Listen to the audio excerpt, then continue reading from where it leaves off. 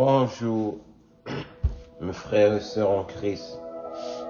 Alors, l'heure est arrivée de reprendre nos activités journalières comme nous avons l'habitude de le faire. Amen.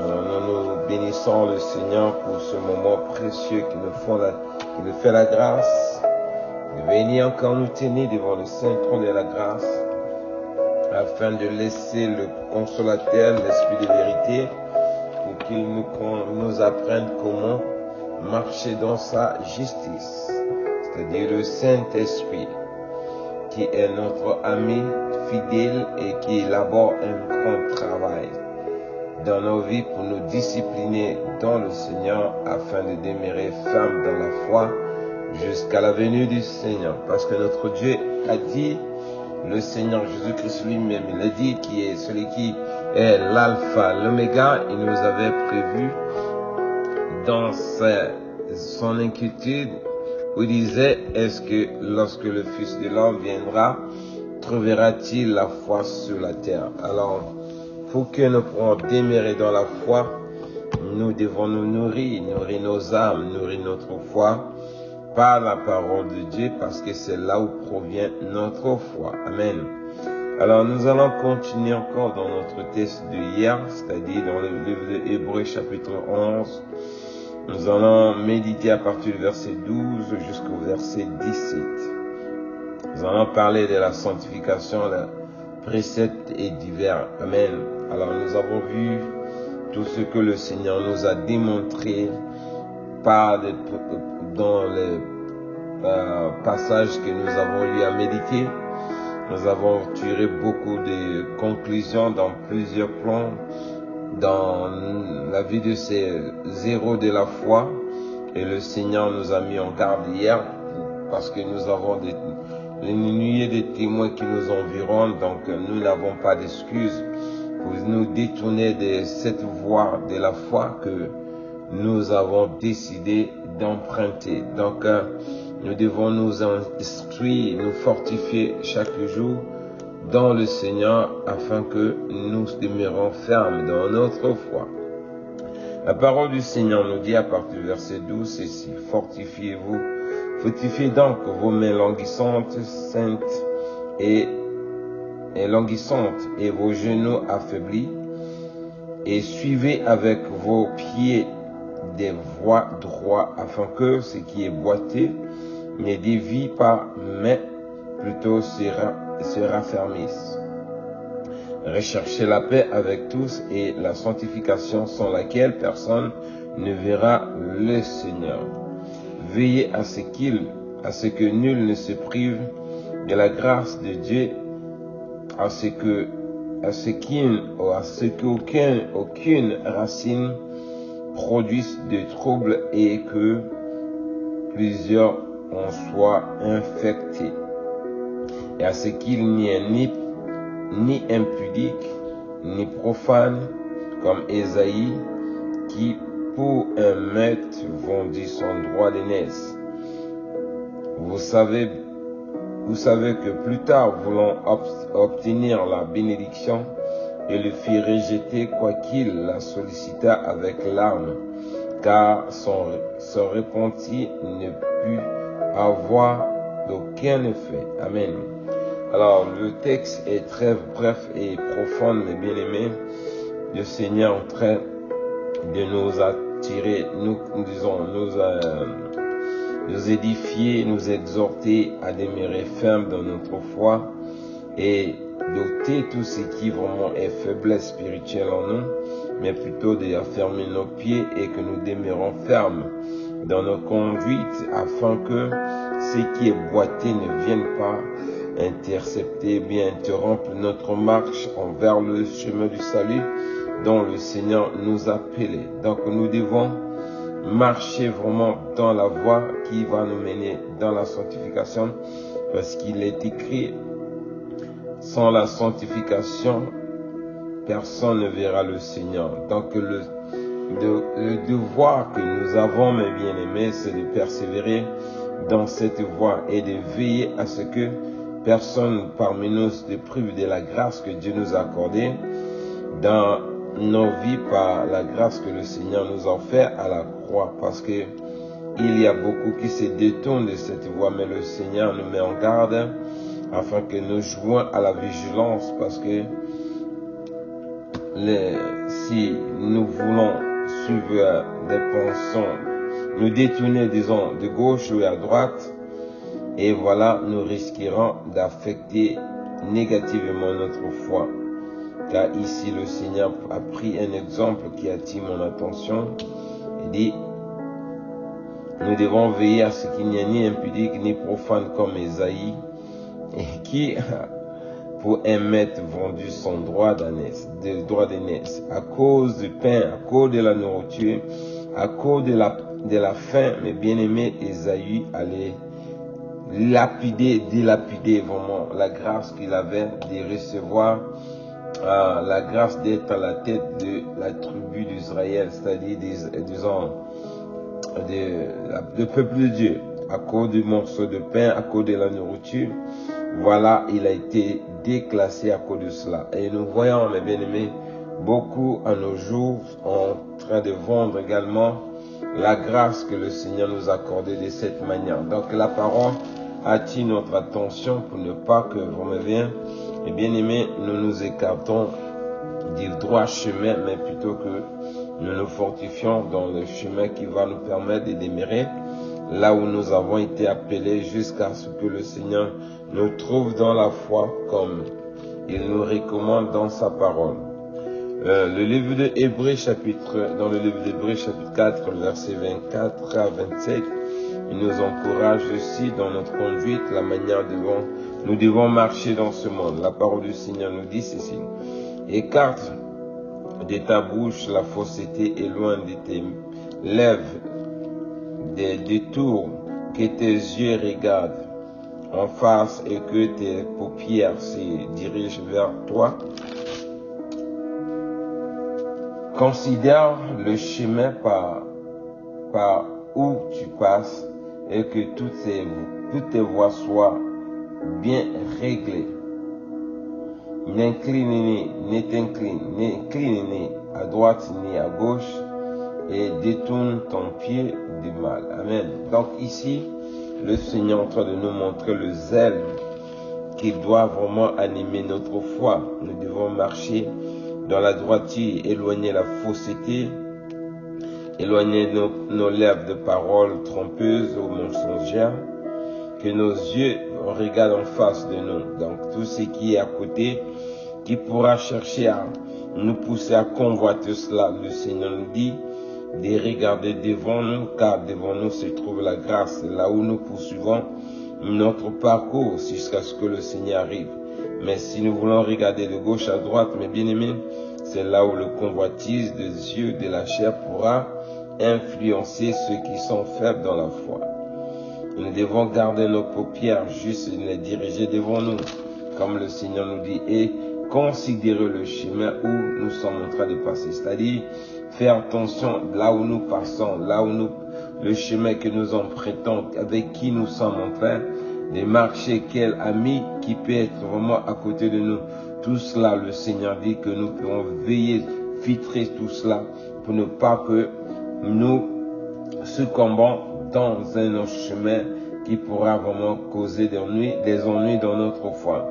Que tous nos voies soient vraiment bien réglées comme il a dit, et nous ne devons ni nous détourner de gauche ni à droite, mais d'avoir nos yeux focalisés droit tel qu'il nous a appelés, parce que le Seigneur nous a appelés au salut de nos âmes, non pas à l'égarement spirituel, ni à l'aveuglement spirituel à cause des maîtres, comme Ésaïe l'a fait. Alors, mes bien-aimés, nous devons comprendre la parole du Seigneur est là pour nous éclairer, pour nous conduire, afin que nos voix soient animées d'un zèle qui pourra glorifier le nom de Dieu dans nos vies par nos conduites, par la manière dont nous sommes en train de vivre dans ce monde. Mais si nous voulons nous écarter de ce droit chemin, nous risquerons d'avoir des ennuis dans nos vies. Dans le livre de Pierre, chapitre 3, le Seigneur tire encore notre attention pour nous encourager de cette manière, comme il le dit lui-même dans sa parole. De Pierre chapitre 3, verset 17 à 18. Le Seigneur juste ici. Vous donc, bien-aimés, qui êtes avertis, mettez-vous sur vos gardes, de peur qu'entraînés par l'égarement des impies, vous ne verriez à des choix de votre fermeté. Eh bien, ce qu'il dit. Vous donc, bien-aimés, qui êtes avertis, mettez-vous sur vos gardes, de peur qu'entraînés par l'égarement des impies, vous ne veniez à des choix de votre fermeté. Mais croissez donc dans la grâce et dans la connaissance de notre Seigneur et Sauveur Jésus-Christ. À lui soit la gloire maintenant, pour toujours et pour l'éternité. Amen. Alors ici, le Seigneur encore nous met en garde. Nous qui écoutons la parole de Dieu, nous qui avons été avertis au travers des évangiles, l'évangile que nous écoutons chaque jour, et il nous dit de nous mettre en garde. Quand il parle des impies, c'est-à-dire c'est les gens qui ne craignent pas Dieu, qui sont autour de nos vies, qui viennent nous entraîner, nous détourner de notre fermeté, mais plutôt nous devons chercher à croître dans la grâce et dans la connaissance de notre Seigneur Jésus-Christ. Amen. Alors, pour pouvoir grandir dans la foi, dans la connaissance de notre Seigneur, nous devons choisir l'environnement où nous y passons le temps, parce que sans cela, mes bien-aimés, il sera difficile, parce que le monde est pourri, comme nous avons l'habitude de le dire ici. Nous voyons le diable ériger ses barricades, c'est-à-dire ses bâtons partout pour empêcher le salut des gens, pour ne pas que les gens aillent au paradis, mais plutôt il veut les orienter par le convoitise et la désobéissance afin de pouvoir nous écarter du droit chemin. Or, le Seigneur ne veut pas que nous marchions de cette manière.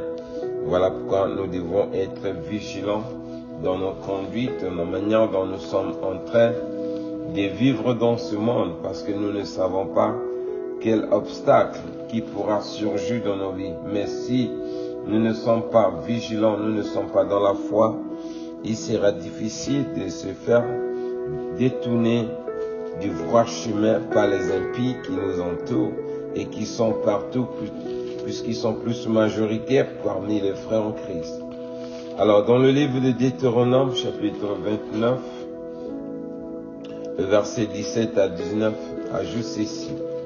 Deutéronome, chapitre 17, verset 19. Le Seigneur nous met également en garde ceci.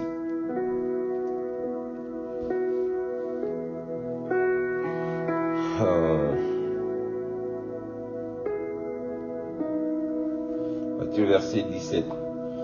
Vous avez vu leurs abominations et les idoles,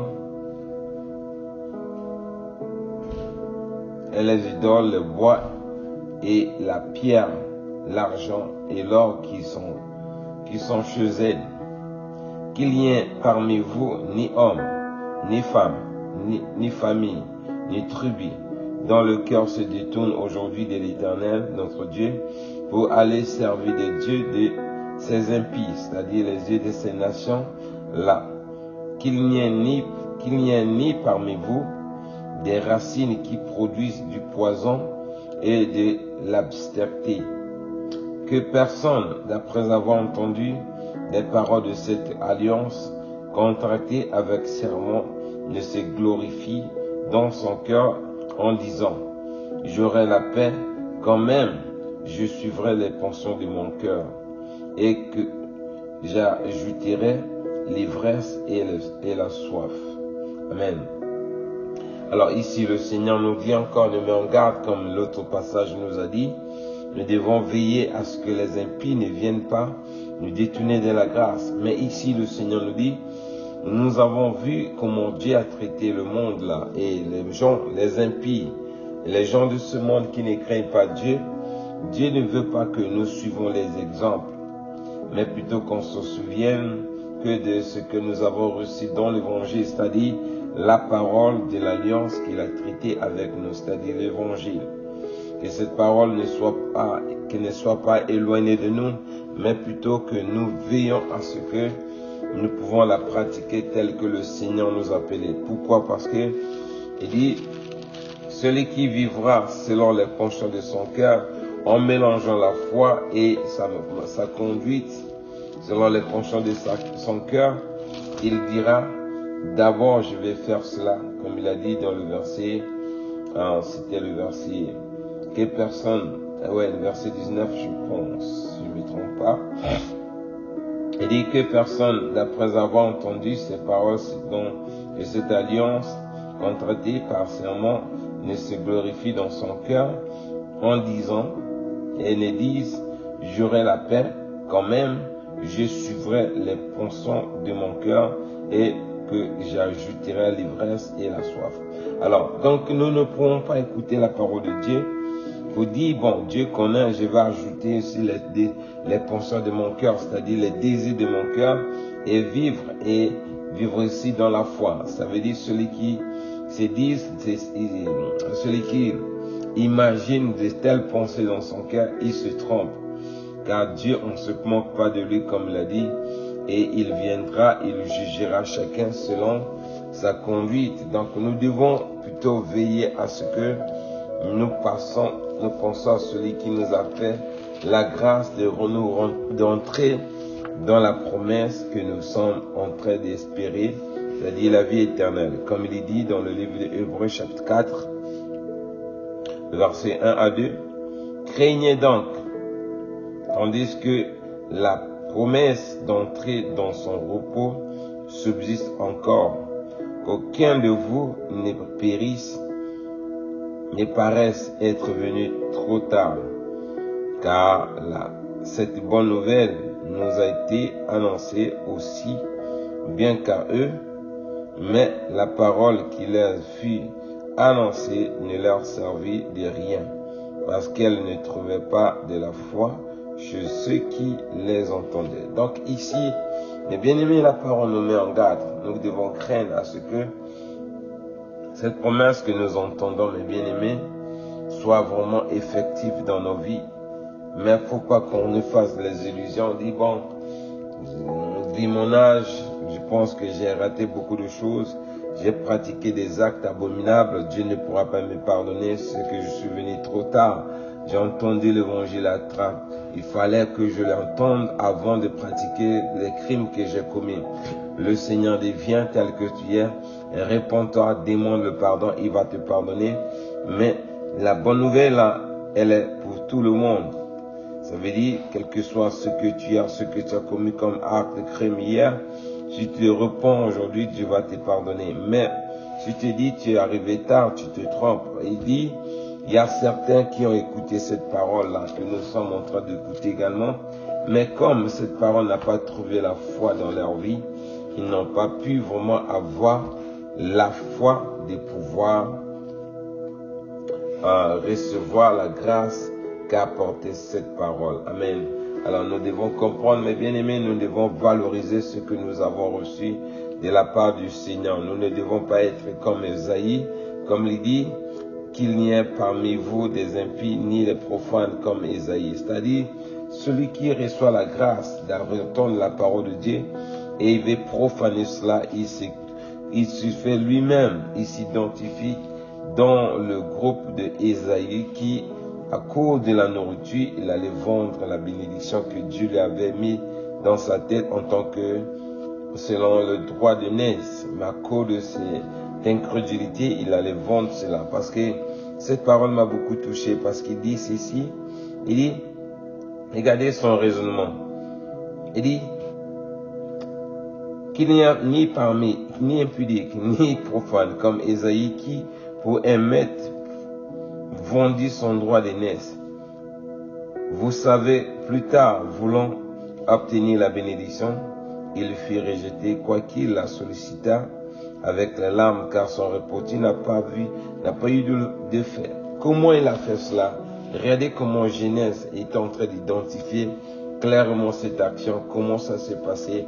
Dans le livre de Genèse, chapitre 25, le verset 29 à 34. Comme Jacob faisait cuire un potage, Ésaü revint du champ, accablé de fatigue, et Ésaü dit à Jacob, laisse-moi, je te prie, manger de ce roux, de ce roux-là, car je suis fatigué. C'est pour cela qu'on a donné à Ésaü le nom d'Édom. Jacob dit, vends-moi aujourd'hui ton droit d'aînesse. Ésaü répondit, voici je m'en vais mourir. À quoi me sert ce droit d'aînesse? Jacob lui dit, jure-le-moi d'abord. Il jura et il vendit son droit d'aînesse à Jacob. Alors Jacob donna à Ésaü du pain et de potage, de lentilles. Il mangeait et but, puis se leva et s'en alla.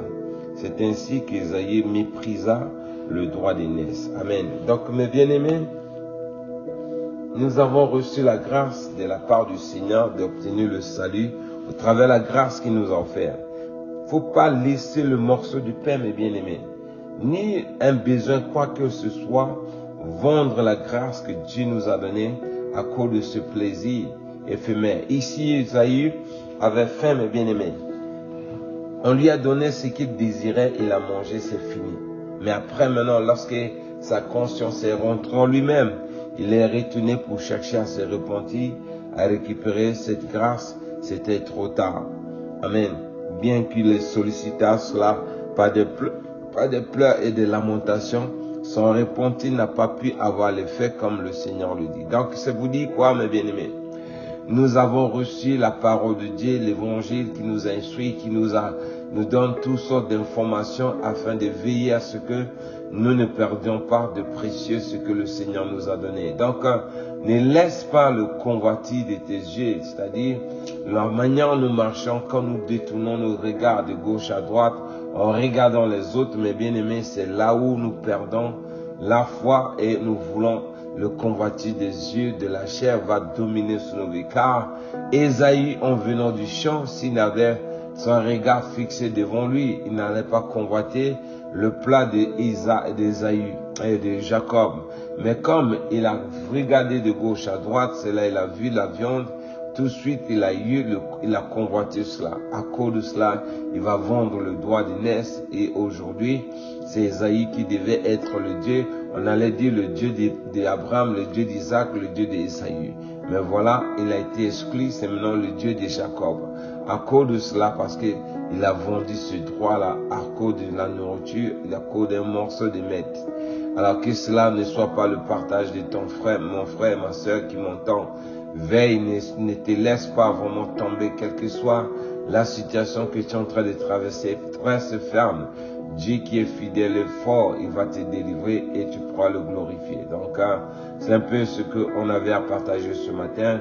Que Dieu nous fasse grâce, que Dieu nous délivre vraiment de toutes sortes d'actes de convoitise qui entraient vraiment nous environner si facilement et beaucoup y tombent à cause de cela.